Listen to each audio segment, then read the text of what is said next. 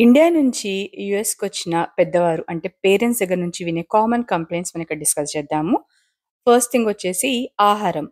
Food విషయంలో వాళ్ళకి ముఖ్యంగా పాలు. ఎందుకంటే ఇండియాలో టీ రెగ్యులర్‌గా వాళ్ళకి అలవాటైన డ్రింక్ కాబట్టి, ఆ టీ తాగుతున్నప్పుడు వాళ్ళకి ఆ సాటిస్ఫాక్షన్ ఉండదు. ఇండియా పాల టేస్ట్ వేరే ఉంటది. ఇక్కడ పాల టేస్ట్ వేరే ఉంది అని చెప్పేసి చాలా కంప్లెయింట్స్ వింటూ ఉంటాము. వాళ్ళకి టీ టేస్ట్ కొంచెం చాలా తేడాగా అనిపిస్తది.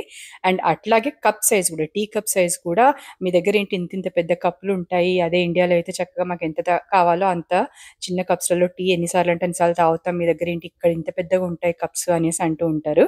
అండ్ సెకండ్ థింగ్ వచ్చేసి వాతావరణం. ఇక్కడ కొన్ని చల్ల ప్రాంతాల్లో ముఖ్యంగా ఈస్ట్ కోస్ట్ సైడ్ అట్లా వచ్చినప్పుడు పేరెంట్స్ "అమ్మో! ఇంత చల్ల మీరెట్లా ఉంటున్నారు? ఈ చలి మేము తట్టుకోలేం బాబు" అనేసి కంప్లెయింట్ చేయడం వింటూ ఉంటాం. అండ్ ఇంకో విషయం వచ్చేసి సంస్కృతి మరియు ఆచారాలు అండ్ భాష.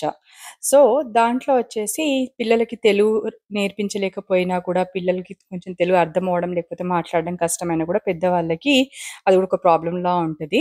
అండ్ ముఖ్యంగా ఏంటంటే ఇద్దరు భార్యాభర్తలు ఇద్దరు ఆఫీస్‌కెళ్ళినప్పుడు పిల్లలతో వాళ్ళు ఉండాల్సొస్తే పిల్లలు చెప్పేవి వీళ్ళకి అర్థం కాదు. వీళ్ళు చెప్పేది పిల్లలకి అర్థం కాదు కాబట్టి ఆ విషయంలో కూడా కంప్లెయింట్స్ ఉంటాయి. కొద్దిగా కొన్నన్నా తెలుగు మాటలు నేర్పించడమ్మా, లైక్ కొంచెం మాట్లాడడము, అర్థం చేసుకోవడం నేర్పించండి అని కంప్లెయింట్ చేయడం మనం వింటూ ఉంటాము.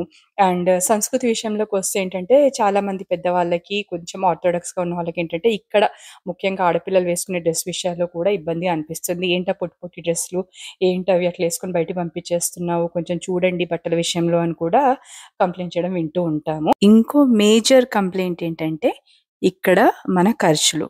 Dollar versus rupees. ఇక్కడ మనం పెట్టే ఖర్చులనమాట. ఇప్పుడు ఇండియన్ గ్రోసరీ స్టోర్‌కెళ్ళినప్పుడు కరివేపాకు కానీ అట్లాంటివి చూసినప్పుడు అమ్మో! ఇదేంటి ఇది $2 అంటే అని ఇండియన్ కరెన్సీలో క్యాలిక్యులేట్ చేసుకొని, మన దగ్గరైతే మన పెరట్లోనే చెట్టుంది. చక్కగా ఎంతంటే అంత తెంపుకొని వచ్చేవాళ్ళము. అయ్యో! మీకు వేపాకులు అవన్నీ ఏం దొరకవా ఇక్కడ? మన ఇంట్లో చెట్టుంది.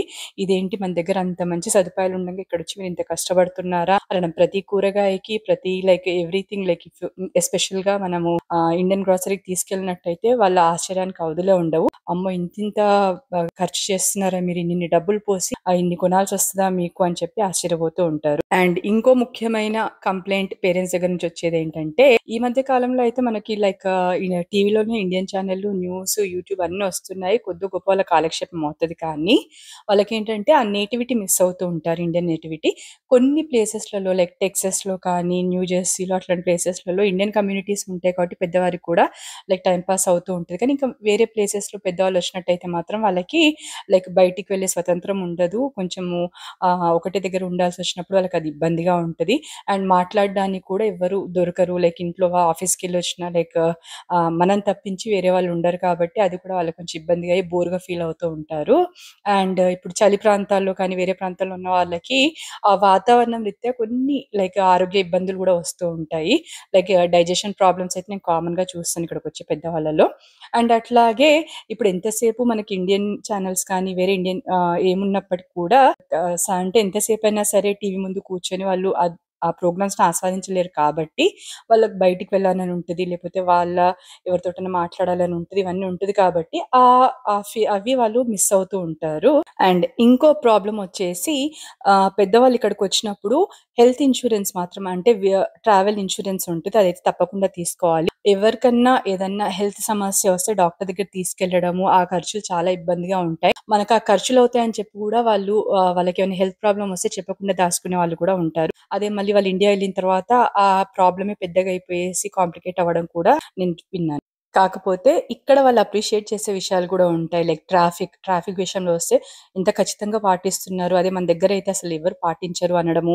అండ్ ఈ హార్న్ సౌండ్స్ ఏవైతే ఉంటాయో లైక్ ఇండియాలో ఆ సౌండ్ పొల్యూషన్ ఉంటది. ఇక్కడైతే ప్రశాంతంగా ఉంది అని చెప్పడం వింటూ ఉంటాము. ఇక్కడ పరాయి దేశంలో ఉన్నప్పటికి కూడా మన సంస్కృతిని మీరిలా పాటిస్తున్నారా అని మనం ఏదైనా తెలుగు అసోసియేషన్ ఈవెంట్స్‌కి తీసుకెళ్ళినప్పుడు గుడిలో జరిగే పూజలు, పండుగల టైం అప్పుడు జరిగే పూజలు ఇండియన్స్ ఎక్కువ ఉన్న ఏరియాస్‌లలో అయితే శ్రావణ మాసం నవరాత్రులలో జరిగే పూజలు, ఆ పేరంటాలు ఇవన్నీ ఈవెన్ గణేష్ నిమజ్జనాలు, గణేష్ ఊరేగింపులు, వినాయకుడివి 9 రోజుల పాటు చేసే పూజలు కూడా ఈ మధ్య చాలా చూస్తూ ఉన్నాము.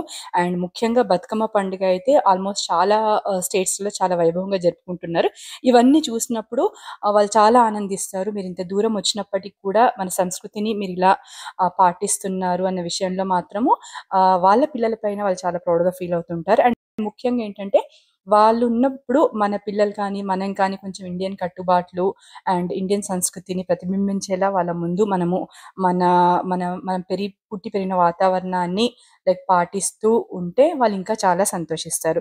మీ పేరెంట్స్ యూఎస్ వచ్చినప్పుడు వాళ్ళు పడ్డ ఇబ్బందులు, ఎక్కడ ఏ విషయాల్లో వాళ్ళకి ఇబ్బందిగా అనిపిచ్చింది, లేదా ఏ విషయాలు వాళ్ళకి చాలా బాగా నచ్చాయి అన్నది మీ కామెంట్స్‌లో తప్పకుండా తెలియజేయండి. Thank you.